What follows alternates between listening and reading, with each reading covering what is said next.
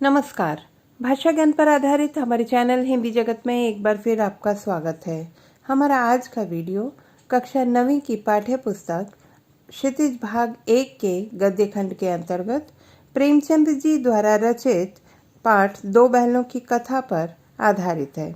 इस वीडियो में हम पाठ का प्रतिपाद्य, पाठ्य पुस्तक के प्रश्नोत्तर तथा कुछ अन्य महत्वपूर्ण प्रश्नों की चर्चा करेंगे। तो आइए प्रारंभ करते हैं।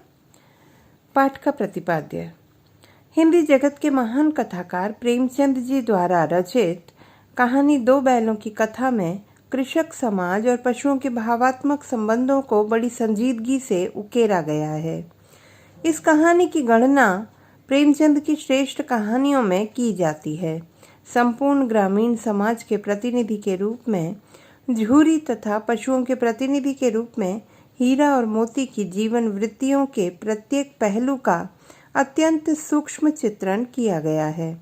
इस कहानी के माध्यम से प्रेमचंद जी ने बताया कि स्वतंत्रता की प्राप्ति सहज नहीं है, इसके लिए बार बार संघर्ष करना ही पड़ता है। हीरा और मोती नामक दो बैल सीधे साधे भारतीयों के प्रतीक हैं। वे आज़ादी के लिए बार बार संघर्ष करते हैं और अंततः उसे पा लेते हैं। इस तरह परोक्ष रूप से यह कहानी आज़ादी के आंदोलन की भावना से भी जुड़ी प्रतीत होती है। इस कथा के विकास में पंचतंत्र और हितोपदेश की कथा परंपरा का प्रयोग किया गया है। अब बात करते हैं पाठ्यपुस्तक के प्रश्नोत्तर की। प्रश्न 1। कांजी हाउस में कैद पशुओं की हाजिरी क्यों ली जाती होगी? उत्तर। कांजी हाउस में कैद पशुओं की हाजिरी इसलिए ली जाती होगी ताकि वहां कैद पशुओं की सही संख्या का पता चल सके। पशुओं की संख्या के अनुसार उनके खाने पीने का इंतजाम किया जा सके। पशुओं की संख्या नीलामी के योग्य है या नहीं जानने हेतु सभी कैद पशुओं की उपस्थिति सुनिश्चित करने हेतु। प्रश्न 2। छोटी बच्ची को बैलों के प्रति प्रेम क्यों उमड़ आया? उत्तर। छोटी बच्ची की माँ नहीं थी। सौतेली माँ उस पर अत्यधिक अत्याचार करती थी। ठीक उसी तरह गया भी झूरी के बैलों पर अत्याचार कर रहा था। बच्ची उत्पीड़न का दर्द, प्रेम का महत्व और अपनों से बिछड़ने के गम और उपेक्षा के दर्द को भली भांति समझती थी। अतः उसका निश्चल मन गया द्वारा हीरा मोती पर किए जा रहे अत्याचार से द्रवित हो उठा और उनके प्रति उसके दिल में अगाध प्रेम उमड़ आया। प्रश्न 3। दो बैलों की कथा कहानी में बैलों के माध्यम से कौन कौन से नीति विषयक मूल्य उभर कर आए हैं? उत्तर। दो बैलों की कथा कहानी के माध्यम से प्रेमचंद जी ने अनेक नीति विषयक मूल्यों को उभारने का प्रयास किया है, जिनमें प्रमुख हैं सच्ची मित्रता, स्वतंत्रता, परोपकार, स्वामी के प्रति वफादारी, अन्याय और अत्याचार का विरोध, नारियों के प्रति सम्मान भाव, धर्मपरायणता, समस्याओं से संघर्ष और सफलता का मूल मंत्र हिम्मत नहीं हारना आदि। प्रश्न 4। कहानी में प्रेमचंद ने गधे की किन स्वभावगत विशेषताओं के आधार पर उसके प्रति रूढ़ अर्थ मूर्ख का प्रयोग न कर किस नए अर्थ की ओर संकेत किया है? उत्तर। प्रेमचंद ने अपनी कहानी दो बैलों की कथा में गधे के लिए सदियों से प्रचलित रूढ़ अर्थ मूर्ख के विपरीत उसकी स्वाभाविक विशेषताओं जैसे निरापद सहिष्णुता, सीधापन, सभी परिस्थितियों में एक समान भाव आदि के आधार पर उसकी तुलना संसार के ऋषि मुनियों से करते हुए अत्यधिक बुद्धिमान होने की ओर संकेत किया है। प्रश्न 5। किन घटनाओं से पता चलता है कि हीरा और मोती में गहरी दोस्ती थी? उत्तर। दो बैलों की कथा नामक पाठ में ऐसी अनेक घटनाएं हैं जिससे हीरा और मोती की गहरी मित्रता का बोध होता है। जैसे हीरा और मोती एक दूसरे को चाट कर एक दूसरे के प्रति अपना प्रेम प्रकट करते थे। हल में जोते जाते समय दोनों अधिक से अधिक भार स्वयं ढोने का प्रयास करते थे। सांड द्वारा आक्रमण किए जाने पर दोनों ने मिलकर सांड को हरा दिया था। मटर खाते समय खेत में मोती के पकड़े जाने पर हीरा वापस आ गया और दोनों को कांजी हाउस में बंदी बनना पड़ा। कांजी हाउस की दीवार गिराने की कोशिश के कारण जब हीरा को मोटी रस्सियों से बांध दिया गया तो स्वतंत्र रहने पर भी वह हीरा का साथ देने के लिए रुका रहा। प्रश्न 6। लेकिन औरत जात पर सींग चलाना मना है, यह भूल जाते हो। हीरा के इस कथन के माध्यम से स्त्री के प्रति प्रेमचंद के दृष्टिकोण को स्पष्ट कीजिए। उत्तर। हीरा का यह कथन लेखक के दृष्टिकोण को स्पष्ट करता है। तत्कालीन समाज में स्त्रियों की स्थिति अच्छी नहीं थी, वे पुरुषों द्वारा शोषित थीं। उसे विवशतापूर्वक सब कुछ सहन करना पड़ता था। सामाजिक नियमों के अनुसार स्त्रियों को शारीरिक दंड देना अनुचित है। लेखक स्त्रियों की प्रताड़ना के विरोधी, नारियों के सम्मान तथा स्त्रियों व पुरुषों की समानता के पक्षधर थे। उक्त कथन समाज के मोह पर करारा व्यंग्य है कि पुरुषों से तो अच्छे जानवर ही हैं। प्रश्न 7। किसान जीवन वाले समाज में पशु और मनुष्य के आपसी संबंधों को कहानी में किस तरह व्यक्त किया गया है? उत्तर। आदिकाल से ही पशु और मानव का अन्योन्याश्रित संबंध रहा है। मनुष्य अपनी विभिन्न आवश्यकताओं के लिए जिस तरह पशुओं पर निर्भर है, ठीक उसी तरह पशु भी अपनी आवश्यकताओं के लिए मनुष्यों का मोह देखते हैं। कहानी दो बैलों की कथा में प्रेमचंद ने इन्हीं संबंधों की गहराई को सूक्ष्मता से उतारा है। झूरी बैलों से प्यार करता है और बैल भी बढ़ चढ़कर उसके लिए काम करते हैं।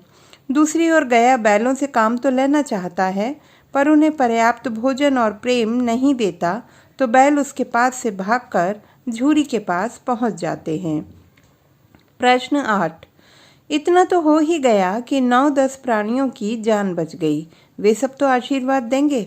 मोती के इस कथन के आलोक में उसकी विशेषताएं बताइए। उत्तर। प्रेमचंद जी द्वारा रचित दो बैलों की कथा के बैल मोती के उपर्युक्त कथन से उसकी परोपकारिता, सहृदयता एवं दयालुता की झलक मिलती है। स्वयं कष्ट उठाकर 9-10 प्राणियों की जान बचा लेने की खुशी से मोती की उपर्युक्त विशेषताएं सत्य साबित होती हैं। मोती स्वभाव से उग्र अवश्य है, परंतु वह अत्याचार का विरोधी एवं साहसी भी है। प्रश्न 9। आशय स्पष्ट कीजिए। क। अवश्य ही उनमें ऐसी कोई गुप्त शक्ति थी जिससे जीवों में श्रेष्ठता का दावा करने वाला मनुष्य वंचित है। उत्तर। प्रेमचंद जी द्वारा रचित दो बैलों की कथा से उद्घृत इन पंक्तियों के अनुसार हीरा और मोती गहरे मित्र थे। वे एक दूसरे से बिना कुछ कहे ही एक दूसरे की भावनाओं को समझ जाते थे। इसीलिए लेखक को लगता है कि उन दोनों में अवश्य कोई गुप्त शक्ति है।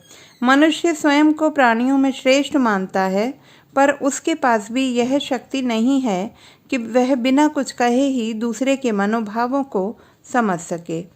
ख। उस एक रोटी से उनकी भूख तो क्या शांत होती, पर दोनों के हृदय को मानो भोजन मिल गया। उत्तर। इन पंक्तियों के माध्यम से लेखक ने प्रेम की भावना को प्रतिपादित करने का प्रयास किया है। गया के घर हीरा मोती को अथक परिश्रम के पश्चात खाने को रूखा सूखा मिलता था। बैलों पर हो रहे अत्याचार को देख उसी के घर की छोटी सी लड़की का हृदय द्रवित हो जाता है, अतः वह नित्य बैलों को सबसे छुपाकर 2 रोटी खिलाती थी। यद्यपि इससे हीरा मोती की भूख शांत नहीं होती थी, तथापि उस बच्ची का प्रेम और त्याग उनमें एक उत्साह तथा शक्ति का संचार कर देता था। इसी से उनका पेट भर जाता था। प्रश्न 10। हीरा और मोती ने शोषण के खिलाफ आवाज़ उठाई, लेकिन उसके लिए प्रताड़ना भी सही। हीरा मोती की इस प्रतिक्रिया पर तर्क सहित अपने विचार प्रकट कीजिए। उत्तर। शोषण के खिलाफ आवाज़ उठाना आसान काम नहीं है। शोषक विद्रोही को सदैव प्रताड़ित करता है। इस डर से बहुत से लोग विरोध करने से भी डरते हैं। हीरा मोती को भी गया के घर से लेकर कांजी हाउस तक शोषण का शिकार होना पड़ा। वे शोषण का अपने तरीके से विरोध करते हैं। दोनों पीटे भी जाते हैं और अंततः कांजी हाउस में बंद कर दिए जाते हैं। परंतु विपरीत परिस्थितियों के समक्ष घुटने टेकने की अपेक्षा उन्होंने विद्रोह किया और अत्याचारों को मिलकर सहा। परिणाम स्वरूप उन्होंने परिस्थितियों पर विजय प्राप्त की। मेरा विचार है कि शोषण का विरोध करके उन्होंने बिल्कुल ठीक किया। शोषित रहकर घुट घुट कर जीने से अच्छा निर्भीकता पूर्वक विरोध करना है। इससे शोषक अपनी मनमर्जी नहीं कर पाता। प्रश्न 11। क्या आपको लगता है कि यह कहानी आज़ादी की लड़ाई की ओर संकेत करती है? उत्तर: निस्संदेह यह कहानी अप्रत्यक्ष रूप से आज़ादी के आंदोलन से जुड़ी हुई है। हीरा और मोती के कारनामों के माध्यम से स्वतंत्रता संघर्ष की ओर ही संकेत किया गया है। यह दोनों बैल मानो सच्चे भारतीय हैं, जिनमें से एक गांधी जी की अहिंसा का समर्थक है तो दूसरा उग्र स्वभाव वाले सुभाष चंद्र बोस का। दोनों मिलकर आज़ादी पाने के लिए संघर्षरत रहते हैं। जैसे क्रांतिकारियों को काला पानी की सज़ा होती थी, उसी तरह इनको भी कांजी हाउस में बंद कर दिया जाता है। वहाँ से वे अपने साथियों को मुक्त कराते हैं और यहाँ यह कांजी हाउस में अन्य पशुओं को मुक्त कराते हैं। और अंततः जिस तरह हीरा मोती कसाई को गांव की सीमा से बाहर खदेड़ कर दम लेते हैं, उसी प्रकार हमारे क्रांतिकारी भी अंग्रेज़ों को भारत से बाहर खदेड़कर स्वदेश की प्राप्ति करके ही दम लेते हैं। अन्य महत्वपूर्ण प्रश्न। प्रश्न 1। जानवरों में भी मानवीय संवेदनाएं होती हैं। 2 बैलों की कथा पाठ के आधार पर स्पष्ट कीजिए। उत्तर: जानवर भी मानव के समान जीव हैं। वे दुख सुख बांटने के लिए एक दूसरे को चाटते सूंघते हैं। 2 बैलों की कथा कहानी में ऐसे अनेक अवसर आए हैं जिनमें बैलों में मानवीय संवेदना की स्पष्ट झलक देखी जा सकती है। बैलों का झूरी से अलग होने का दुख, गया के द्वारा अपमानित होने पर विद्रोह, कांजी हाउस से पशुओं को भगाना, छोटी बच्ची के साथ अत्यंत सहृदयता की भावना, साथ ही विपत्ति में सच्चे मित्र के कर्तव्य का निर्वाह करना आदि सभी घटनाएं उनकी मानवीय संवेदनाओं को व्यक्त करती हैं। प्रश्न 2। कांजी हाउस क्या है? कांजी हाउस में किन्हें कैद किया जाता है? उत्तर: कांजी हाउस आवारा पशुओं को रखने के लिए बनाई गई जेल है। कांजी हाउस में अपराधी या लावारिस पशुओं को कैद कर रखा जाता है। कुछ दंड लेकर छोड़ दिए जाते हैं तो अन्य लावारिस पशुओं को नीलाम कर दिया जाता है। प्रश्न 3। 2 बैलों की कथा के आधार पर सिद्ध कीजिए कि एकता में शक्ति होती है, अथवा 2 बैलों की कथा कहानी का कौन सा प्रकरण एकता में शक्ति है को सत्य सिद्ध करता है, पाठ के आधार पर लिखिए।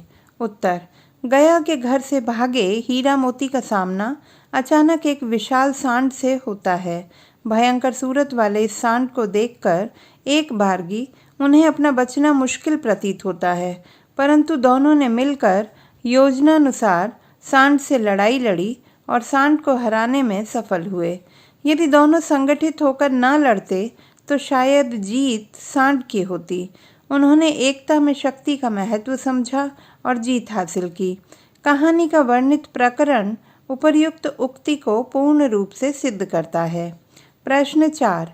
स्वतंत्रता सहज नहीं मिलती, उसके लिए संघर्ष करना पड़ता है।